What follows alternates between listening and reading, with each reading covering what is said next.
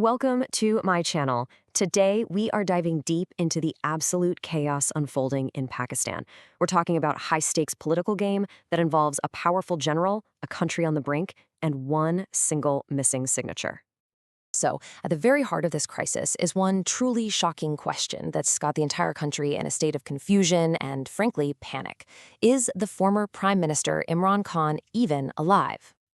Show us Imran Khan. This is the demand you're hearing everywhere. It's not just some political slogan.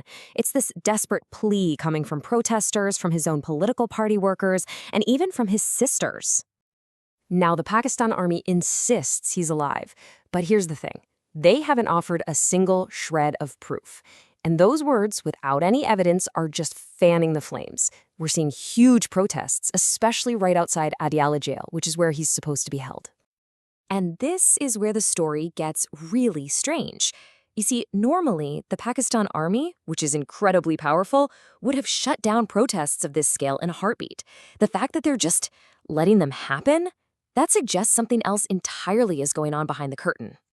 So what's the theory? Well, a lot of analysts watching the region think this isn't a sign of weakness from the army. They believe it's actually a calculated, strategic move, orchestrated by the most powerful man in the entire country, Army Chief Asim Munir. Okay, so if he's letting this all happen on purpose, you have to ask, why? To understand that, we need to zoom in on General Munir's career, because he is staring down a massive deadline that's coming up really, really fast. Here's the critical piece of information. General Munir is already on an extension, and his time runs out on November 30th. To hold on to his power, there's a proposal on the table for a brand new 5-year appointment that would keep him in charge all the way until 2030. And how is he going to get this extension? Get this. The government has literally created a brand new, extremely powerful position basically just for him. This isn't just a simple promotion. It's a move to fundamentally change the entire defense structure of the country. And this chart really shows you the scale of what we're talking about.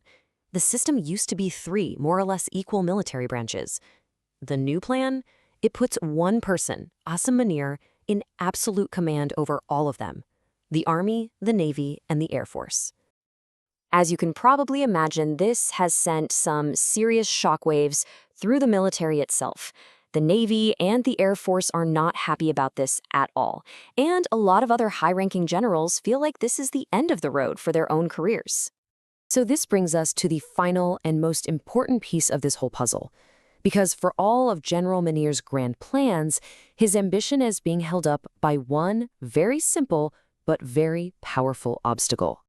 The whole thing, the new position, the 5-year extension, all of it all comes down to one single action. The Prime Minister has to sign the appointment papers.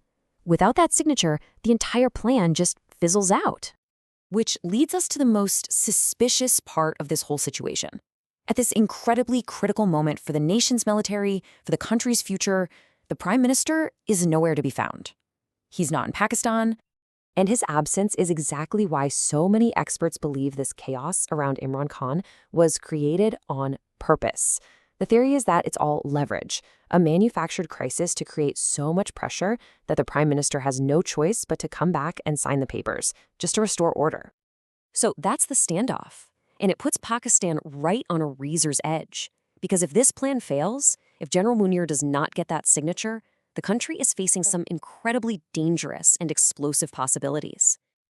And let me be clear, we're not talking about small political shifts here. We are talking about the potential for a full-on military coup, protests that spiral completely out of control, or even a scenario where Imran Khan makes some kind of dramatic political comeback in the middle of widespread violence. The stakes just could not be higher.